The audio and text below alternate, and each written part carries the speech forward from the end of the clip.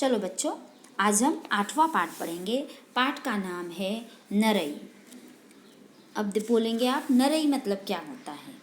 नरई, यहाँ पर नरई का मतलब है, नरई एक प्रकार की घास होती है।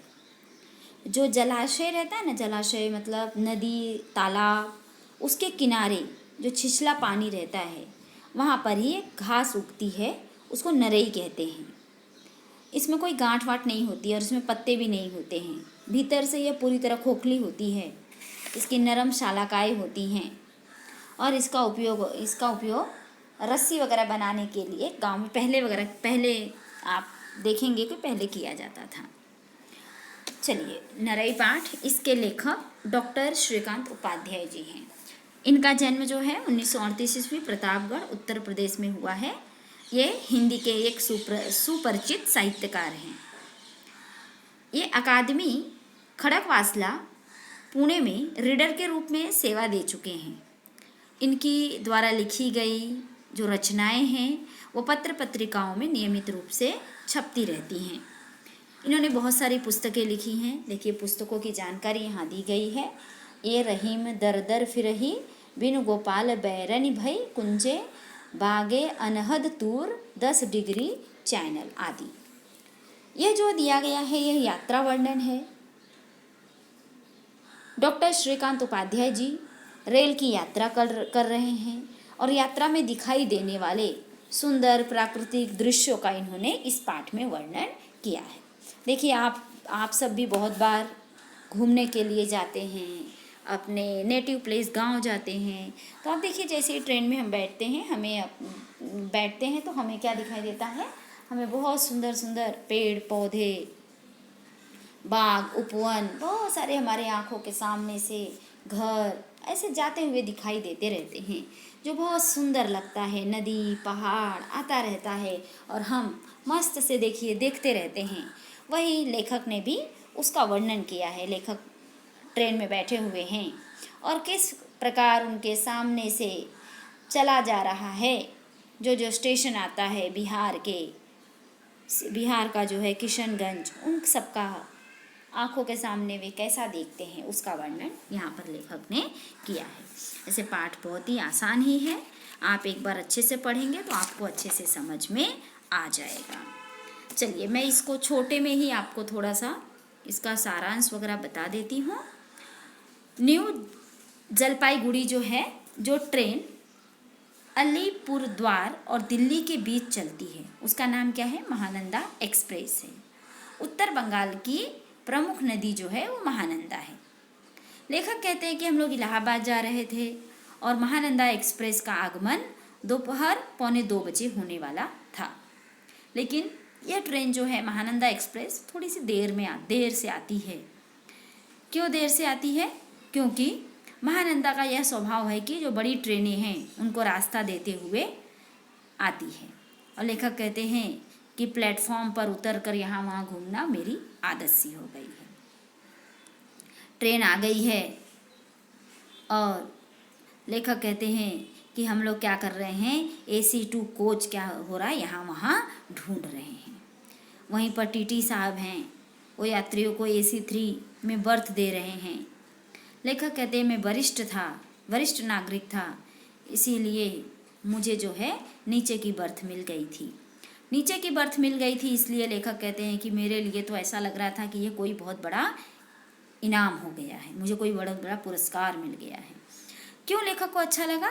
क्योंकि लेखक को नीचे की बर्थ मिल गई है तो वो उनको अच्छा लगेगा कि वो बैठ के आसपास के जो गांव है, देश है, उनके आंखों के सामने से गुजरते जाएंगे और वो बिंब प्रतिबिंब देखते जाएंगे। और लेखक को यह सब देखना बहुत अच्छा लगता था। ट्रेन शुरू हो गई है। ट्रेन जो है न्यू जलपाईगुड़ी से निकल चुकी है। अब लेखक को बीच में केले, अनानास की बहुत ही सुंदर दृश्य वाली खेती दिखाई देती है। वहीं पर लेखक ने शायद प्लेटफॉर्म पे कुछ अनानास खरीदे हुए थे जो बहुत कच्चे थे। लेखक कहते हैं कि ये खेत देख के कितने अच्छे लग रहे हैं, लेकिन मुझे अनानास जो है कच्चे ही मिल गए हैं। इसके बाद जो है किशनगंज आ गया। किशनगंज जो है वो बिहार का एक सीमांत स्टेशन है। अब किशनगंज का वर्णन यहाँ पर लेखक करते हैं। किशनगंज कैसा है? वहाँ कच्चे पक्के घर झोपड़े हैं, बांस की कोठियाँ हैं, आम कटहल और केले के झाड़ हैं, कहीं कहीं सुपारी और नारियल के झाड़ भी लगे हुए हैं, धान और जूट है। वहीं पर क्या है? पोखर है। पोखर अर्थात एक तालाब जैसा, एक छोटा सा नदी जैसा रहता है। उस पोखर में क्या किया है? वहाँ के लोगों ने जूट उसको मिट्टी और पत्थर से पानी के अंदर दबा दिया है। जूट जो है जब गल जाता है तो उसमें से रेसे उतर जाते हैं, और रेसे जो हैं, ये रेसे जब सूख जाते हैं तो उन रेसों के गोले बना लिए जाते हैं, लच्छे बना लिए जाते हैं, और उन्हें मिलों तक पहुंचा दिया जाता है। और मिलों में उन रेसों से टाट, पट्टियाँ, बोरियाँ, न जाने बहुत प्रकार की सामान बनते हैं। लेखक कहते हैं कि वह दृश्य देखकर मुझे बचपन का दृश्य याद आया कि हमारे गांव में भी गढ़ही में ऐसे ही सनई डुबा दिया जाता था। लेकिन लेखक कहते हैं कि अब गांव में भी यह दृश्य नहीं रह गया, न सनई रह गया है और न ही गढ़ही रह गई है। अर्थात गांव भी आजकल क्या हो गया है? बहुत ही बदल गया है। लेखक कहते हैं कि जो जूट रहता था वह पानी में जब गलता है तो उसका पूरा रंग पानी में उतर आता है, और जो पोखर जो है वह पूरी तरह से उसका रंग, पोखर के पानी का रंग जो है वो काला हो जाता है, जिससे मछलियों को सांस वांस लेने में दिक्कत होती है और वे ऐसा लगता है कि अपनी इच्छा मृत्यु मांग रही हैं। लेखक कहते हैं ये सारे दृश्य लेखक को दिखाई देते हैं। लेखक कहते हैं कि वहीं पर कहीं मुझे साफ सुथरा पोखर भी दिखाई दिया, किनारे पर कुछ लोग बैठे हुए हैं, मछली कटिया लिए हुए हैं, और कटिया डालकर मछली क्या कर रहे हैं? खींच रहे हैं। लेखक आगे वर्णन करते हैं और कहते हैं कि धान की खेती हरितिमा लिए हुए लहरा रही है। लेखक कहते हैं कि धान की खेती जो है बहुत ही जी तोड़ मेहनत करने के बाद होती है। पहले जुताई की जाती है, बुआई की जाती है, रोपाई की जाती है, निराई की जाती है, तब वह खेती कहीं पर होती है। लेखक कहते हैं कि मुझे भी ऐसा अच्छा लग रहा था कि मैं भी जाऊं, कहीं ऐसी बहुत सारी महानंदाएँ आती जाती रहें, और वहीं मैं भी जाऊं और वहीं बैठ जाऊं, दीन दुनिया से बेखबर होकर मछलियों से, है ना, मछली वहीं बंसी बजाता रहूं पोखर के किनारे और वहीं बैठा रहूं। लेखक कहते हैं कि वहीं पर जो मालदा जो है, बंगाल है ना, बंगाल का एक जिला है मालदा, वह आमों के लिए प्रसिद्ध है। अब लेखक आगे की तरफ बढ़ते हैं, और आगे की तरफ बढ़ते हैं तो कहते हैं कि यह उपनगर बांग्लादेश की सीमा रेखा पर अव्यवस्थित है। सीमा रेखा पर बाढ़ खड़ी है। अब बिहार जो है, वहाँ पर बिहार जो देखिए, उत्तर बिहार का विस्तृत भूभाग आरंभ हो जाता है। यहाँ पर हर साल बाढ़ आ जाता है। ऐसा लगता है कि पानी जो है अपनी विनाश लीला कर रही है। जहाँ देखो दूर दूर तक पानी ही पानी, पेड़ पौधे, घर द्वार, पशु पक्षी सब पानी में डूबे हुए हैं। बाढ़ तो 1 महीने पहले आई हुई थी, लेकिन अभी भी बाढ़ का पानी उतरा हुआ नहीं है।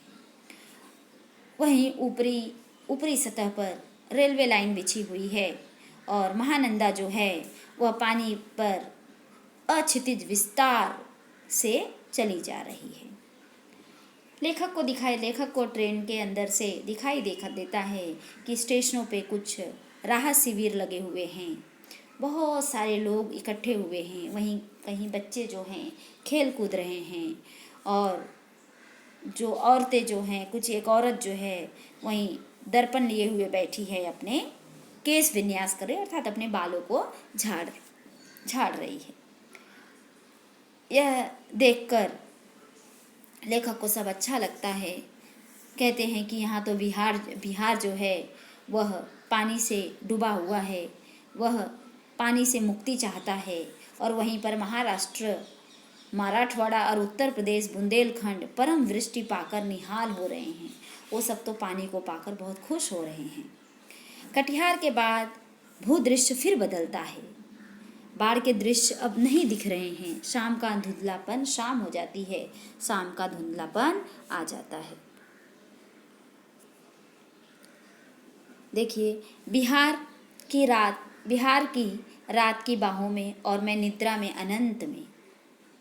बिहार रात की बाहों में और मैं निद्रा में अनंत में, अर्थात लेखक कहते हैं कि मैं भी सो गया। सोने के बाद कौन कौन से स्टेशन आए, क्या क्या दृश्य हुआ, उसका वर्णन तो मैं नहीं कर सकता, क्योंकि मुझे अत्यंत निद्रा आई और सो गए। सवेरा होता है, लेखक कहते सवेरा हो गया। दक्षिण बिहार की धान मेखला रात में आई और चली गई।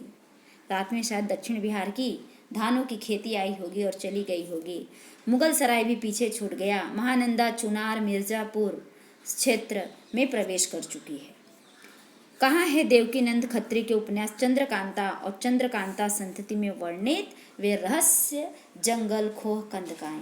रेलवे लाइन के आसपास कुछ जंगली पेड़, कटी पिटी जमीन और नदी नाले के पार्श्व में रहने वाले सरपत अवश्य दिख रहे थे। वे प्रतीक हैं जंगल के, नदी नाले के। अब हम प्रकृति को प्रतीकों में देखा करेंगे।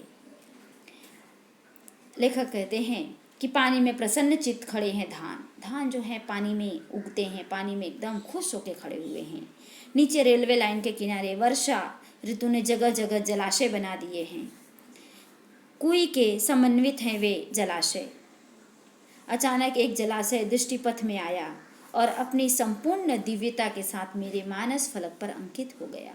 नहीं मिटेगा जन्म जन्मांतर तक वह छवि। लेखक कहते हैं कि वह जलाशय कैसा दिख रहा था, एकदम उज्जवल नील मणि सा दमक रहा था। ऐसा लगता है कि नीला जो मणि रहता है किस प्रकार दमकता है, वैसे ही वह पानी भी दमक रहा था। अपने अपने मृणाल प्रार्थना में मुद्रा में पानी में खड़ी कुमुदनियाँ खिली अधखिली अनखिली पानी में ठहरे हैं। कुमुदनियाँ पत्र पानी में के अरण्य में विहार कर रही हैं। नन्ही नन्ही मछलियाँ जलाशय के किनारे छिलके पानी में खड़ी हैं। एक घास नरई, इसमें न कोई, जैसे मैंने आपको बताया था ना नरई के बारे में, अभी यहीं पर आपको लेखक क्या कह रहे हैं, उनको नरई का पेड़ दिखाई देता है। नरई जो है जलाशय के, मैंने आपको पहले ही बताया कि जलाशय जो रहता है उसके किनारे उगती हैं, वहीं जलाशय के किनारे खड़ी हुई हैं। इसमें जो नरई का जो पेड़ होता है, पेड़ तो नहीं होता, पौधा जो होता है उसमें कोई गांठ नहीं होती, पत्ता भी नहीं होता है, भीतर से पूरी खोखली होती है। एक नरम शलाका सूर्योन्मुखी, कोई देखे न देखे, कोई चिन्हे न चिन्हे, कोई जाने न जाने, सृष्टिकर्ता तो देखता है, सृजनहार तो चिंता है, प्रतिपालक तो जानता है। शायद गंगा का पार काशी के मध्यम संत ने नरई के किसी पूर्वज को कहीं देखा था और काल जय साखी रच दी थी। तो शायद हम न पहचाने उस नरई को, लेकिन जिस सृजनहार, जिस सृष्टिकर्ता ने उसको बनाया है वह जरूर देखता होगा। उन्होंने कहा कि एक संत ने नरई को देखकर ही एक रचना की थी। वह रचना क्या है देखिए आप, क्या है?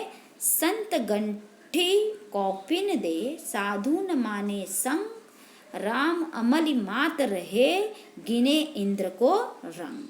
अर्थात देखिए, इसका मतलब ये होता है कि देह पर 7 गांठों से गठा कौपिन धारण कर साधु जब भागीरथी के तट पर सूर्योदय सा खड़ा होता है तो वह जीवन और जगत का महानायक हो जाता है, जिसका तेज प्रताप देखकर पंच महाभूत अर्थात पृथ्वी, जल, अग्नि, वायु, आकाश भी क्या होते हैं?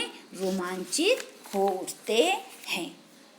आपको पाठ समझ में आ ही गया होगा। देखिए, पाठ जो है ऐसे आप देखेंगे तो हार्ड नहीं है, इजी ही है। आप एक बार अच्छे से पढ़ लीजिए और आपको यह समझ में आ जाएगा। जैसे मैंने आपको पहले ही बताया, यह क्या है? यात्रा वर्णन है। अर्थात यहाँ पर लेखक रेल से यात्रा कर रहे हैं और उन्हें रास्ते में जो जो दिखाई देता है उसका वर्णन अपने शब्दों से उन्होंने किया है। आपको पाठ अच्छे से समझ में आ गया होगा। ठीक है, इसके अगले वाले वीडियो में हम लोग एक्टिविटी कर लेते हैं। धन्यवाद।